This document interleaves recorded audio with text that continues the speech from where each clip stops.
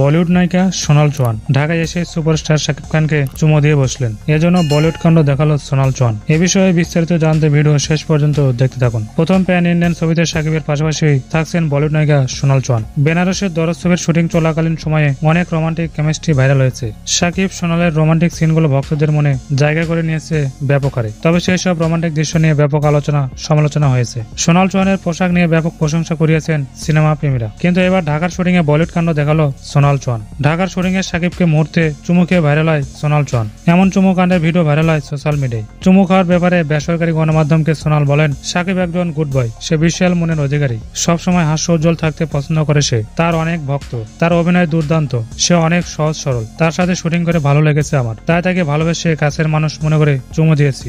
So বন্ধুরা, সোনালের চুমু কাণ্ডে আপনার কোনো মতামত থাকলে জানিয়ে দিন কমেন্ট বক্সে।